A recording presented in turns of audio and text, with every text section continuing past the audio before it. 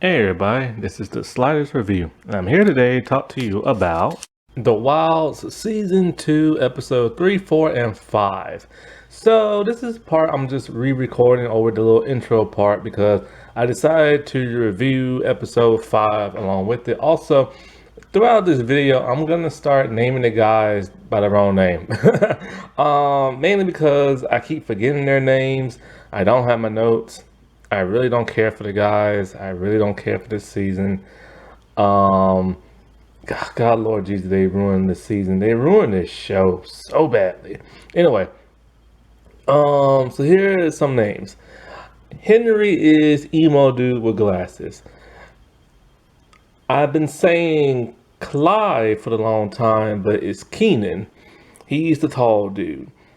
Let's see. I kept saying like Taylor, but it's actually Zach. The reason why I keep saying Taylor because Ivan's last name is Tyler and stuff like that. I think that's about it as mispronunciation of the names. This third episode, we do get an actual backstory into somebody else, actually two somebody else's that I wasn't really expecting. But when I say backstory, I don't mean just the island. I mean back. You know what I'm saying? And so it is. Crap, what's his name? I know Bo's one. I think his name is Sammy, the black dude. The other one, but it's only Sammy who's doing the future, the present day interviews type stuff. And so Gretchen now wants to be part of the interviews because she feels the psychiatrist dude isn't really doing that great of a job. So she wants to do more stuff. So off the bat, Sammy just you suck. I can tell you just not you're a rookie and everything. And so she's a little offended by that and stuff like that. So basically it's like this. The dudes were only there for 34 days. There is a 15-day gap where they don't know what the world happened. And so they need to figure it out. So now this is when that's why they keep constantly asking the guys what happened. That's why they keep asking Raphael what happened. Leah, they had gave her a proposition that intrigues her. They want her to be kind of like a double agent type thing and get some information out of Raphael. Because they want to know what happened in that 15 days, because if not, the experiment is just totally screwed. Because the control experiment won't mean nothing. They won't have those 15 days. So, they tempt her by saying they will give her, I think, the phone log entries or something like that of that older guy she was with. She thinks it might be fake, but look, it's real. And I think they also said something about he's been asking about her or something like that. So she goes into Raphael's room pretending that she snuck back in. So yeah, she's gonna go along with it and stuff. And they talk some more. Okay, I made a mistake. They didn't blackmail Leah with the Arthur dude who was an adult who was messing around with her when she was a teen. It was Ian. Remember Ian, the friend that was in love with her and stuff? He is the one who's been asking about her and stuff. So they want and stuff like that. So when she had the cell phone, she contacted him and everything. So Seth and Emo Kid are talking, right? And so all of a sudden, Emo Kid just acting his weird self. He just acts too weird. But then he starts making fun of Seth, talking about how, is it weird when my mom calls you son because your mom gave you up and then wants you because they're stepbrothers and stuff. This causes Seth to turn red and he attacks his stepbrother, the emo dude. And then he throws him in the water. And he tries to drown the dude. I'm just he literally tries to kill him. And then the dude's dude, you tried to kill me. He's all no. He's all see, I was testing you. You over here acting like we're all going to die. And I'm giving you a reason to live. And so you want to live. I'm just what the world is going on? What caused him to snap like that? We saw the girls fight, but it was nothing where they tried to kill one another. And that's because the girls are written to be better than the guys on this show. Like what? Like seriously, there has to be some type of agenda for this showrunner to show that guy suck. Seriously, he literally tried to murder that dude. So the stuff that happens with the guys is actually starting to get kind of interesting. Um, so basically, what happened there at night, and they had their little camp fort thing set up, right? And all of a sudden, they hear strange noise, a growling noise. And we see like a shadow of a big animal. They don't know what it is, but they're like, screw it, and they take off running, right?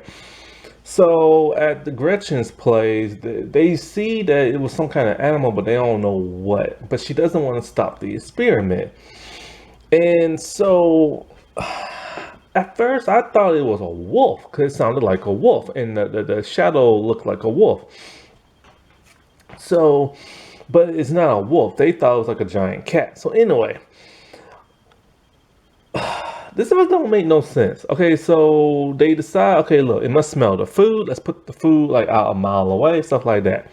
It's Bo and it's Sammy. They put the food out, but then Sammy starts to steal some of the food. Bo's like, dude, what are you doing? Because they're about 16 days out now. And he's all like, look, man, we got to look out for each other because we've been best friends since we've been little, stuff like that. It's us against them. And he's all like, look, man, that's not right. I don't like that. I don't like how they showing Sammy to be like the little selfish dude and taking the food. Now, they did that with Fat in that one episode I told you about. And so, but you know, there was some resolve to that. So if there's no resolve to this, then it just makes him look like a punk. And so, but of course, we're forgetting that the dudes are supposed to be failures, remember? So, um, we do get a backstory with them. Now, first, I want to get into more of this guy thing and how the show makes them look like idiots. So, when the girls first crash landed on the island, in the first season, one of the first things they did after panicking was trying to see who had a cell phone. None of the guys did that. It's like they didn't try to start a campfire in the first 2 days. They didn't try to like see if anybody had a cell, like nothing. And that's what been like one of the first things. They didn't even think to try to find the wreckage of the plane and find like, you know, the black box or the radio. I swear, they literally made these dudes out to be like idiots. So you mean to tell me not one of these guys has any camping experience? Heck, I've never been camping. I've never slept outside. But I could survive outside a whole lot better than them from like all the shows and movies I've watched, like The Walking Dead and crap. And so they decide, okay, they need to find like a new place to sleep. That is smart. If that animal is sniffing you out in that area, you have to move. Where do they want to sleep? Lord have mercy. They climb a like rock mountain looking thing. And they're on the side of it. And it's like a little cliff where they can barely stand on. So if they slip and fall, they die. And they're going to stay there all day and all night. And that's what they do because they're stupid. The girls in the first season, they decided they were going to stay by the beach because in case a boat comes, it'll see them. But one night, the tide came in. There was a storm. It pulled them into sea. So they're struggling to get back to the sand. You know what they did after that? They moved more inland to the island and everything. Why didn't the guys just do that and try to like keep that animal off its scent? Like, you know, I used to watch a show called Krat's Creatures, and Martin and Chris Pratt, they had other shows, and one of them was more like an adult mature show where they actually went to like Africa, and they were near actual real lions and stuff, and they stayed in the car because they said that's the only thing that's going to protect them. They've even stayed outside, like near this beach-like area where there were like bears and stuff, and they knew how to like forage and get away from the animals and this and that. They couldn't think about that, but instead they're gonna climb a cliff where they could fall off it. I mean, come on, man, that's just kind of stupid. So anyway, Bo, oh, one of the guys. Oh no, now I remember. Clean. Oh, what's his name? Clive Clean. I don't know his name. He's being his idiot self. He says a phrase, but I didn't even know was offensive. Oh God, I forgot the gay dude's name. I want to say Trevor, but I don't think it's Trevor. It's something. I'll think of it later. He's all like, dude, that's like homophobic. He's like, no, it's not. So then he starts saying it again. And he's all like, that phrase is rooted in like homophobia with gay dudes. Basically, it's like eating a person's butt out. And stuff like that. Like much, much, much. So you know what I'm trying to say. They're like arguing back and forth and everything because you know they're stereotypes. So they're very stereotypical. The stereotypical jock is just a jerk and a very flamboyant, sassy dude who's gay. And so they're like huge stereotypes that you can just like spot, you know what I'm saying? And so somebody smells food and they're like, hey, I smell food. And so Bo and Sammy's like, crap. So one of the dudes, Josh, he's just like, whatchamacallit, he's just like, oh, it's probably me. I ate that spam and it's probably seeping through my pores, this and that. So Bo's all like, oh, I'm finna head back to camp. And then so Sammy's like, yeah, I'm finna head with you and everything. And so, like, then they start arguing and everything, right? Because they're arguing about, like, the food. And so then all of a sudden they hear that not mountain lion, but they hear a jaguar. That's what it was. And so they take off running, right? And they head back to the cliff. And the guys can see them. They're like, hurry, hurry, hurry. So Sammy goes up first, but since Bo's so big, it takes him a little bit longer. And the cat scratched his leg and everything. After that, Sammy and Bo kumbaya. And then in the next episode, they're all like, look, because they didn't even have no food on them that night. So they're like, look, this jaguar is going to come for us. So we got to go for him first. I say we kill him. So the next episode, they are trying to figure out a way to like build weapons to kill the jaguar. Now, let's actually get into the actual backstory of like Sammy and Bo. Oh, I forgot about Clive and Ivan. Ivan's the gay dude, that's his name. Something happened with them on the beach. So Clive, remember he was itching down there and stuff like that. So he steals, I think, Josh's pills. And Josh needs those pills. He has all these medical like illnesses, stuff like that. And so Ivan's actually just being rude and sassy to him and stuff like that. And he tells him what happened. He's like, oh, you got gonorrhea. And then he just starts making fun of him, talking about you was stupid enough, like not to like cover up down there and like all that other stuff. And so um and talking about like how he's a dum dum and stuff like that, and he's getting pissed and everything. And told him something that I even did something back home. I don't know what that is, but it was like huge, right? And so when they was on the cliff, and when they was like going at it, Ivan decided, you know what, I'm gonna tell your secret. And he tells Josh that he stole your pills and he has gonorrhea. He's embarrassed and everything, and it's just kind of like, dude, I get you're mad at him and stuff, but they literally just wrote this to show that, oh, guys can't get along and guys argue. Now they do the same thing with the girls, but the girls really don't tell each other's secrets. They tell their own when they're ready and stuff. That's how it was in the first season. That's how it is in the second season. Like, Tony will not tell what happened to Martha with that coach. And this has literally been like a topic, and it just shows the bond that the girls have. It doesn't always stick, but it's there. And so like, yeah, it's just it's cattiness. The girls had cattiness in the first season. The guys have it here, but the guys are literally just like he just literally told that dude's personal business. Like, what kind of mess is that? This backstory is kind of weird and it's not explained very well. And the reason why it's not explained very well is because one, the writing is very lazy. Two, because they bopped over to what the girls were doing, it takes away from this backstory and everything. Now, this could have been a very interesting backstory. They would explain a little bit more. So basically, what it is that Sammy is like a grifter and everything. Him and Bo been friends for a long time, and he's all like, "Look, I made all this money and everything." So basically, he said, "You know what we can do? I can take all this money, and oh, also Lord, it's such a stereotype." So anyway, Bo's the big shy dude, right? And so Sammy gave him a magazine with older women like Flo from Progressive, Oprah Winfrey, and everything, because he likes older women, because he's the big dude who can't get a skinny girlfriend. Huge stereotype for nerds. Howard reminds me of Howard from Big Bang Theory. So anyway, he's all like, I'm going to take all this money. I am going to buy a bunch of shirts that are popular.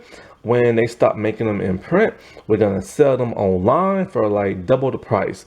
I hate when people do that on like eBay and crap, man. It gets on my nerves. Like it'd be something that used to be like 12 bucks, like a Funko Pop, right? Be like 12 bucks years ago. Then all of a sudden it's like 100 something online. That pisses me off. So, but he tells them, look, in order to buy these shirts, we gotta go to Tallahassee. So they're somewhere in Florida. And so he's all like, the only way we can get there if I steal my dad's car. That's what Bo says, right? But here's the strange thing. Bo's family is weird. We get this sense that they don't like for any of his friends to be in the house, and they don't like for nobody to touch nothing or make anything dirty. They're huge neat freaks. Remember Courtney Cox's character from Friends, Monica Geller? They're like that, but extreme. We don't know why they're neat freaks because it's never explained. But for whatever reason, you can feel the fear and the tense from Bo. If one thing is dirty in the house, Bo is petrified and terrified. Like they're gonna kill him. Like that is the vibe you are getting. So it's kind of like, why is it so extreme? And it's kind of like, why are they like this? First thing first, we never even meet his parents. Never. But we get a glimpse of his dad walking out to his truck. We see like an American flag, this and that. Now, at first, I didn't know it was the whole neat freak thing. Cause at first, I'm thinking to myself, okay, well, Sammy's black, maybe it's that. But no, it's the whole neat freak thing. Sammy left like a soda on like the counter or the wooden top, and it made like a ring, but it made a crusty ring. And so they had to hurry and get it out. And Bo is freaking out like he's about to be murdered and everything. He's all like, it's not going to come out. He's like, look, my aunt taught me a trick. Use a blow dryer. And so they used the blow dryer, and then they kept wiping it. He's like, hurry up, man. My dad's feeling like come in the house and stuff. And then they got the thing like clean. It's a weird, freaky moment that like makes you think. See, if it was first season, it would have been better written to the part where we'll see the parents, we'll understand why they are the way they are, and we'll see how strict they are. We don't get none of that until this happens. They buy their shirts, they head back, but for some reason they hide them out at Bo's place. They put them in his shed. Don't know why they didn't put them at Sammy's place, because he lives in an apartment. So they put it in the shed. Only problem is it was rainy one day and they made tons of money off it, right? Like thousands of dollars. And so now they're getting ready to get the shirts. It's raining. They go into the shed. The whole shed is flooded. Why? They put the box of clothes on top of the drain. Bo is freaking out. He's like, my dad's lawnmower won't work because everything's flooded. We don't see what happens. But then we see a strange scene where it's Bo and it's Sammy riding their bikes, and you see Bo's side of his face, a huge bruise. His dad punched the crap out of him off screen. This is what we're led to believe. At least the dad or the mom. We don't know which one. But since men are monsters in this show, it's probably the dad. And so that's why he was freaking out. If one little thing is messed up in the house, he gets it. So that is his big dramatic thing. Now that could have like been huge and very thought-provoking, but there was no gravitas behind it. We didn't get to see the parents. We don't get to see how angry they are. We don't get to know why they're so angry the way they are. we just have to make it up in our heads. And that's not good writing. If this was the first season, it would have been done better. And then, of course, we get the dude who's actually telling the story in this episode. So, what's Sammy's big thing? Well, he mentioned that he lived in an apartment. He takes Bo out to like a place where there are mansions. And he's all like, how you like this house? And he's like, it's nice, but whose is it? He's like, it used to be mine and everything, me and my parents. But they lost their money and had to move into like an apartment. And he's all like, there's a for sale sign. Like, yeah, I guess they got somebody else. So they go inside. And Sammy sees where, like, the markings on the arch of the door, where, like, oh, when you get older and taller, they mark it and stuff. He gets so mad, he finds a hammer and he just starts breaking stuff in the house. He's all like, let loose, man. And so then we see Bo take something bigger and they smash that whole house up to let out their anger and frustration. And so we understand Bo's frustration because his dad beats him and stuff like that. Or at least the mom or dad, we don't know which one. And so, but then Sammy's frustration, his story was just rushed so fast that, like, what was the literal point of it all? Like, there really wasn't no point of it. And there was no substance behind it. You could not sink your teeth into Sammy's story. You can do it a little bit for Bo's, but it would have been bigger and more dramatic if we had more stuff to go with it. And it wasn't, because it's rushed, because they're trying to tell so many stories in one episode and one season. It's too convoluted. And as for the girls, I honestly don't even remember what happened to the girls in this episode. I'm still disgusted by episode 4 and everything. I couldn't believe they showed that on screen. And they didn't really show, but you get the impression. It's just disgusting and nasty and sick and vile. And I truly believe this showrunner just hates men. And I'll get into a huge reason why. It's, once again, men are monsters and sexual predators. And let's see, what did the girls do in this episode? Now, I have to admit, the whole Bo and Sammy thing, they're two cool characters when they're together and everything, right?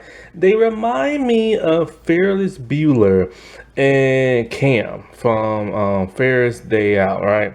And so they had that vibe. But the problem is like, okay, it's very similar. Like, it's Sammy, he wants to do something that's Cam is not Cam, but Bo is terrified of doing, and he needs a ride, and so he persuades Bo to do whatever he wants, and Bo does whatever he wants, right? So it's very Ferris and like Cam. But the thing about Ferris Bueller is that on his day out, it was more than just him wanting to skip school. Like, he loves skipping school, but that day was special for him. It was special because him and Cam are about to graduate in a couple of months. And they'll hang out in those 2 months in the summer, but after that, they're going off to separate colleges. And Ferris' girlfriend is a junior in high school, so he's not going to get to see her no more. And plus, since, women just kind of throw themselves at him, he doesn't want to be tied down. So it was more than just skipping that day. It was them having a last hoo-ah. It was them like having closure to their friendship. That one last day where they were all together and just having fun. But with Sammy and Bo, it's just more like Sammy just wants to make a quick buck and everything, right? Now, the problem with the resolution to why he needs money, we don't know that until episode 5. And it's a quick throwaway line. It's not like how it was with Dot. See, Dot sells drugs at high school, and in that episode we find out why. She's poor, her dad is sick and dying, and they're struggling, so she sells drugs so that she can have money to help her family out with the caretaker and this and that, right? it's not like she's doing it just to make money and everything or to screw up people's lives. She has an actual reason. So when her dad dies at the end of that episode, because he tells her to euthanize him, it's heartbreaking to her. The guy that she really likes, he tries to kiss her and be with her, but she said, "Like, my life is too screwed up and everything, and I just can't right now." And so she has a lot of baggage and everything. And there's a huge resolution to that. So when we see her on the island, even though when she beats catty with some of the girls, she is the big mother of the group. She is the survivalist. She knows about medical stuff. There's resolution, and there's like, there's a redeeming quality to her. With Sammy, on the other hand, we don't get that. We don't know why he likes to make all that money and selling all this stuff and grift people. He just does it. And then not only that, but on the island, he's very selfish. He thinks about himself. He steals the food and eats it for himself, him and Bo. And it's just kind of like, why are you writing these two similar characters very differently? You write the girl to be the good person, and you write the dude just to be the scumbag and everything. But then in episode 5, we find out why he's doing what he's doing. I honestly can't remember, but let me just remember why I come in with the girl. So,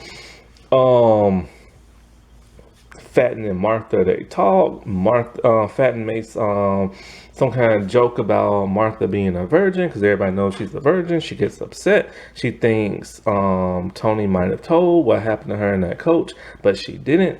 And so Fatton gives her some advice to how, like, she's all like, look, whenever you're ready, because Fatton can kind of tell. She's like, whenever you're ready to tell me, that's cool. But, you can always just, like, she gives us some hints of what she can do.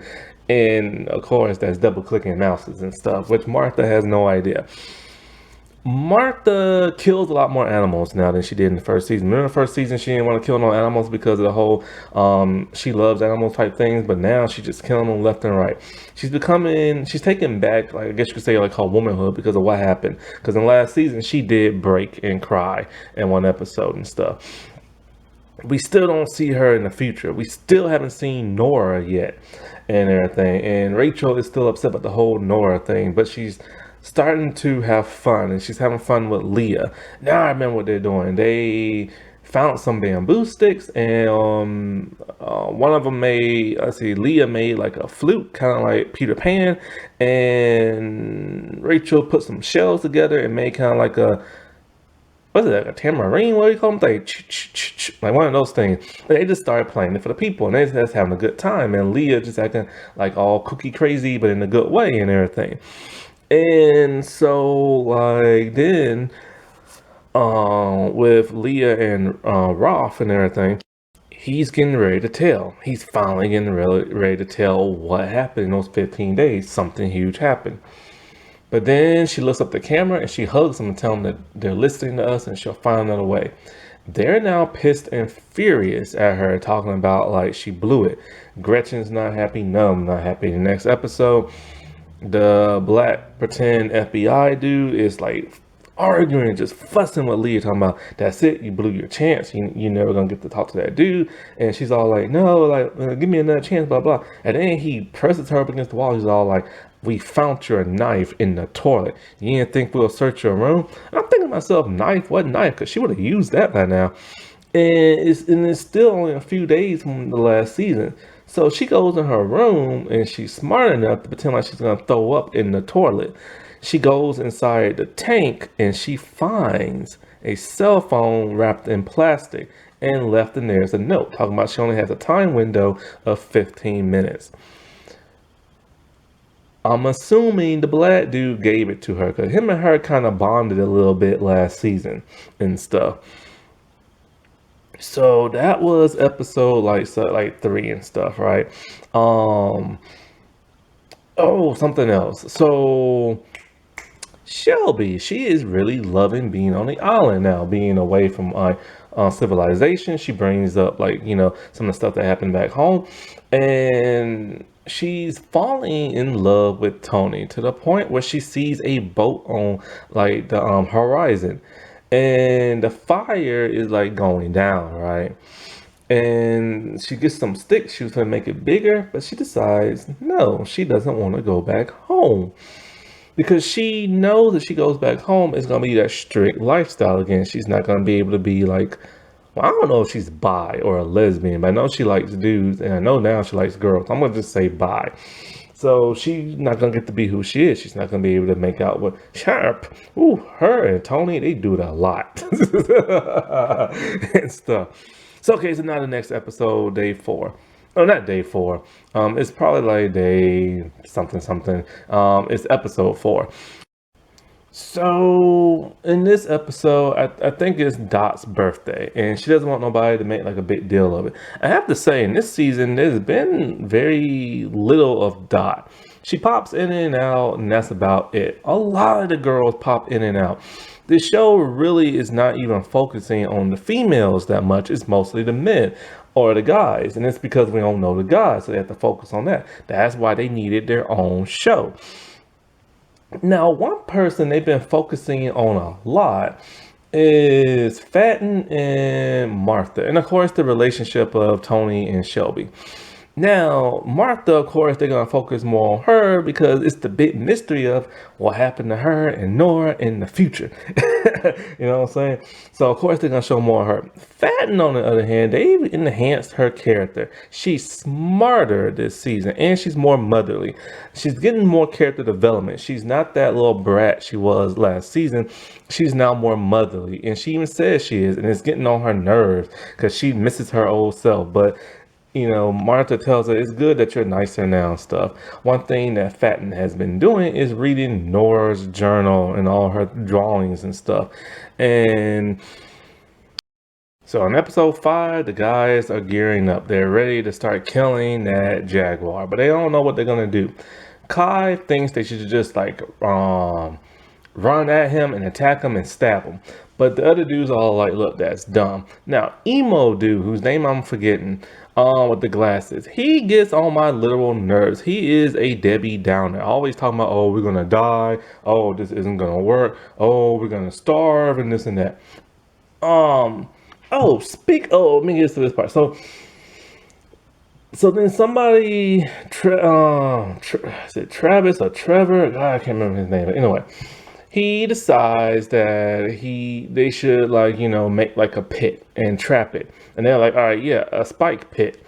It can fall on spikes and then we can stab it. And it'd be best if we have like long projectiles and throw it at it. So they have their plan. And they're like, okay, so they're not going to dig a hole. They're going to use the bunker. Now here's my thing. Why didn't they just sleep in the bunker to get away from the jaguar instead of sleeping on a cliff of a mountain where they could fall off it? Like, are the writers not thinking about that? They could survive in the bunker. It's big. And they can even, like, leave the door halfway open with, like, you know, so they can get some air. Did anybody just, like, not think of that on this show? It's a bunker. It's a survival bunker. That is what it's for. But they want to sleep on a mountain cliff. Not the top of the mountain. On the side where they could fall off. Lord, they write the boys so stupid. So as they're building like spears and stuff, Ivan is like showing off like, oh, look at my spear and stuff. But then Sammy's like talking about, dude, that's not right. You need something to be more pointy. So they go at it like arguing, right? Then here comes Clive, and he's being now racist all of a sudden and talking about like, yo, man, like telling Sammy, like, man, something about like you in the ghetto or something like that, or you live in the ghetto. And he's all like, what makes you think I live in the ghetto? I could live in a mansion for all you know. But then he explains why he grifts people and, you know, makes a profit off like things off the internet. He talks about how his family's struggling and he saves up all the money he can to help them. Really? They couldn't say that in his own solo episode? Instead, it made him look like a punk. I swear they made the guys look like monsters and idiots.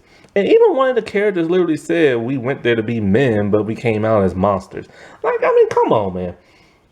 So then he calls Clive a dum-dum, which really pisses off Clive. And I mean, he is pissed. Pissed. But then, they're gonna like do what they have to do. So in a way, they go and they find like a possum. And they're gonna use that as bait. Well, it works, but the only problem is when the jaguar fell in the hole, he didn't fall on the spike. So now they have to stab him. Everybody cowers except for Clive. He is the only one who's going to kill it. And he does his best to kill it. And he uses Ivan's like spear to kill it. And he does. But the other guy's just coward. But anyway, after that, they bonded for the first time really now. They're hanging out, they're eating jaguar, gross, but they're eating and stuff like that, and they're by the campfire. And so, what is his name? Is it Trevor? Is it Travis? I'll look later. But Clive is being his idiot self, and he depantses that dude. Everybody's laughing, and he's very embarrassed. Now, remember what he did to his stepbrother in the last episode. So, yeah, he's pissed.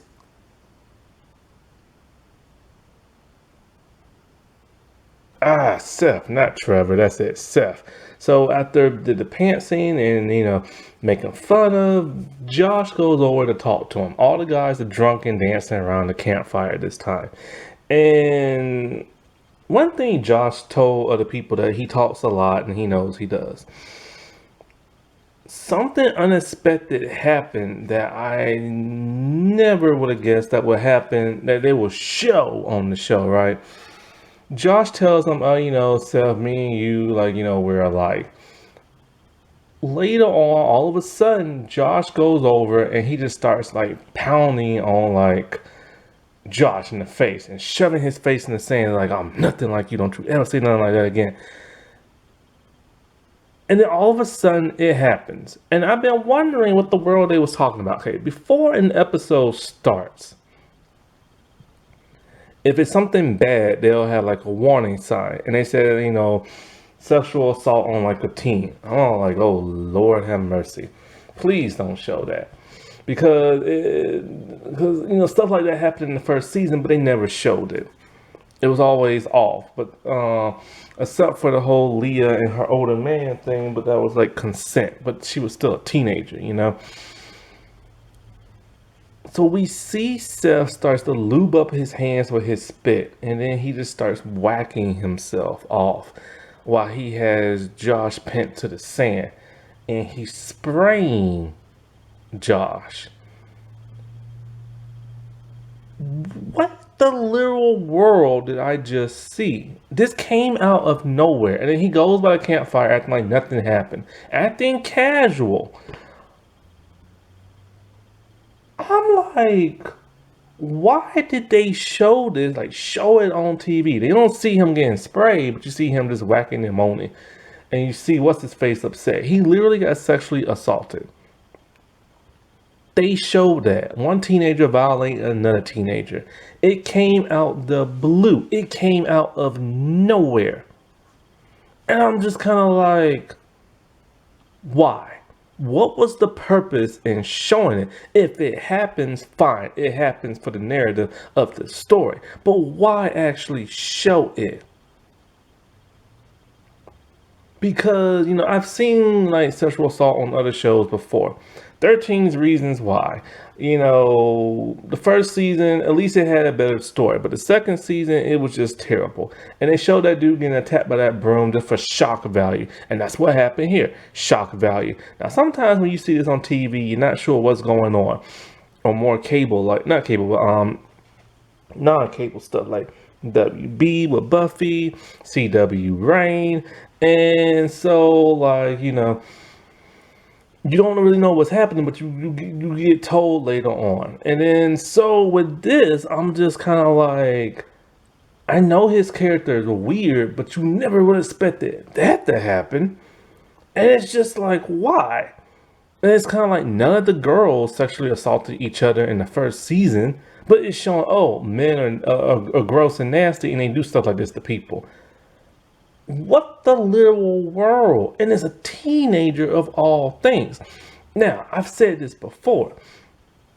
This showrunner hates men. It was self-evident in the first season. Every man is a sexual predator except for the ones that died. Dot's dad was a nice guy. He died of an illness. Nora's boyfriend was a good guy. He died in a hazing accident in college.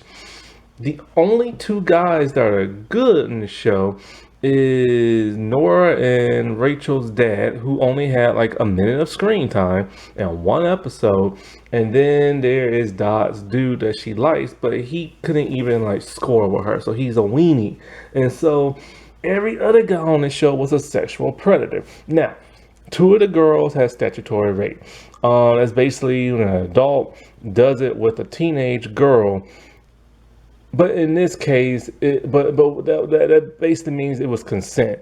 So when the one girl did it off screen, that was consent, and when Leah did with the older dude on screen, that was still consent. It was still wrong because they're teenagers, but at least it was consent. And then there's Martha and her coach that he did her off screen when she was younger.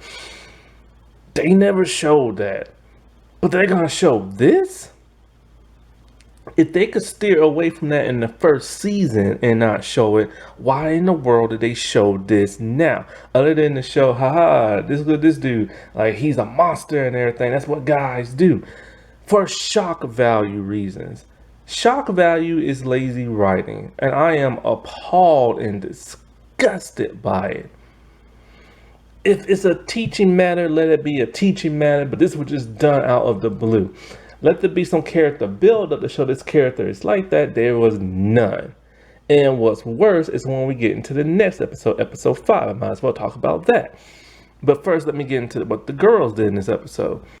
Okay, Dot's birthday party is ruined by Rachel. She's all like, oh, now I'm going to share only one birthday a year now because her sister is gone.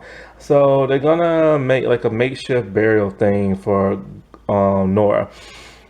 Fatten looks at Nora's shirt and she sees some weird letters and numbers on like the tag. She doesn't know what it is, but she's starting to suspect something that Leah's been talking about.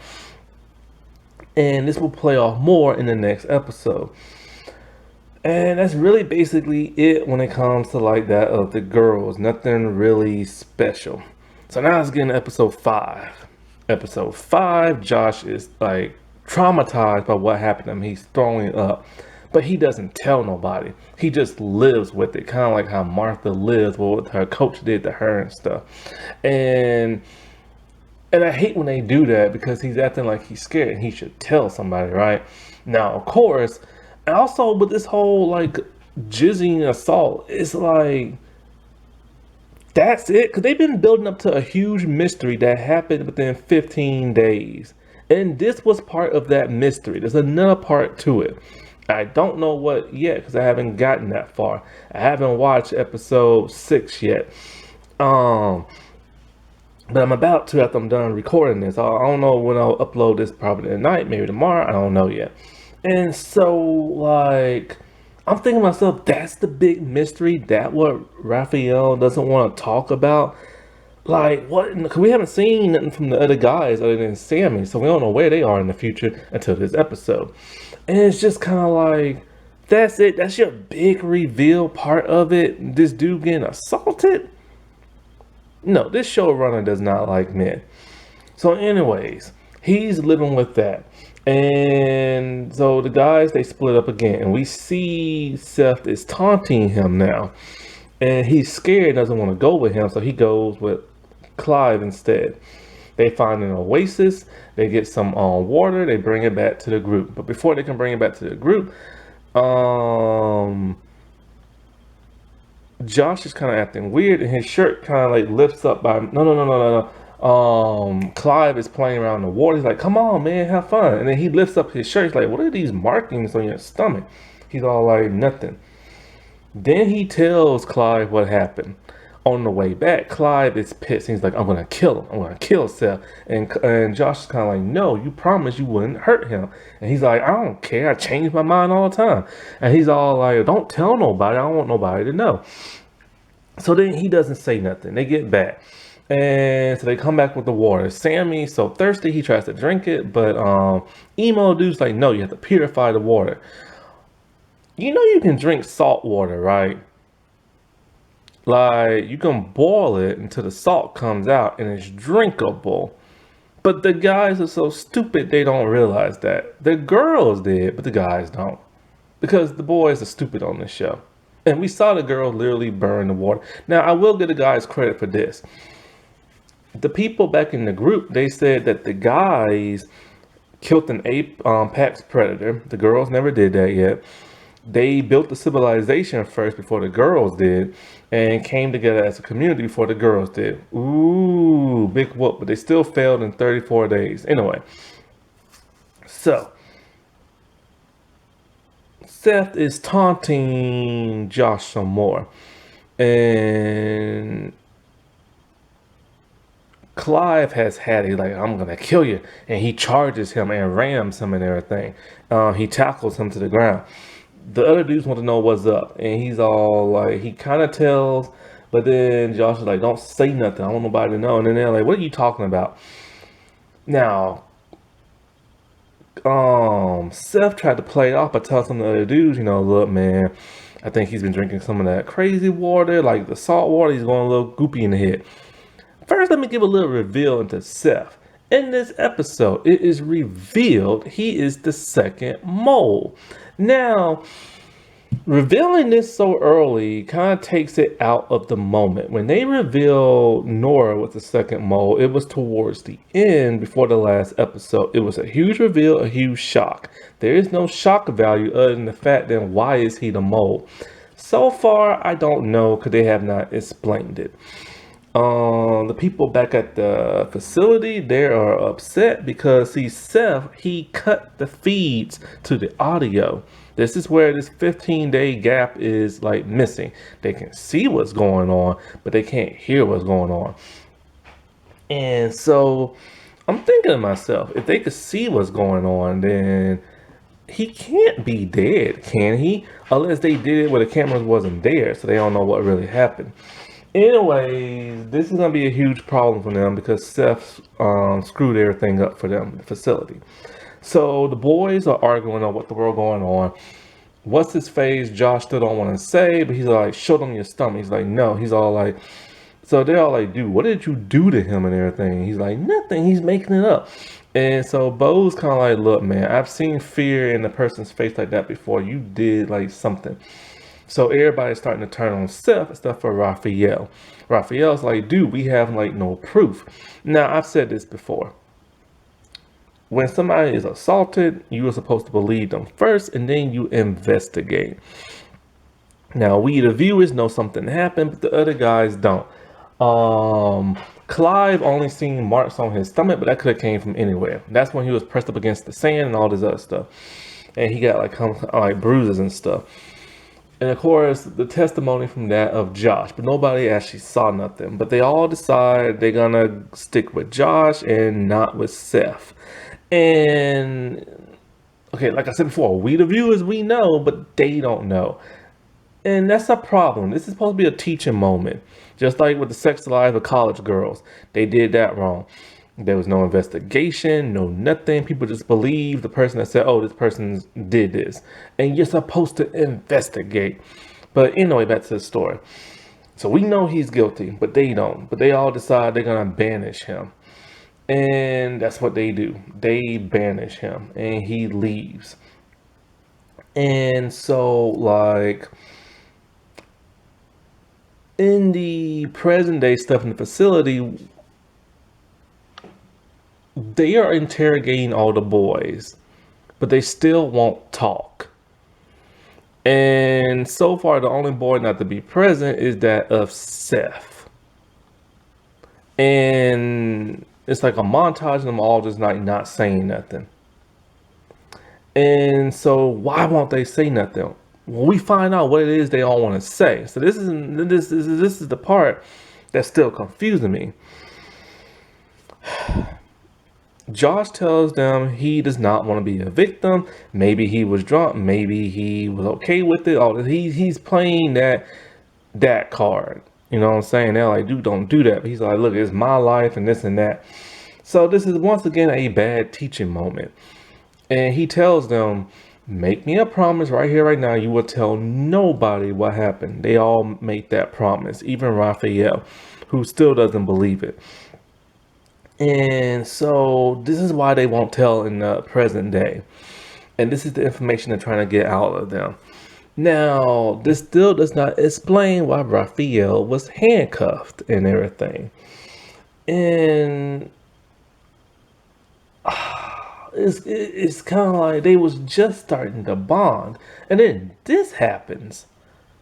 And it's just like, why is this showrunner thinking? She thinks she's clever, but this is just disgusting and everything. Like, you can have this in your show, but be more respectful and everything. You don't gotta show what actually happens unless there's a significance to it and stuff like that. There was no significance to this, no purpose, because they just want to show men are toxic.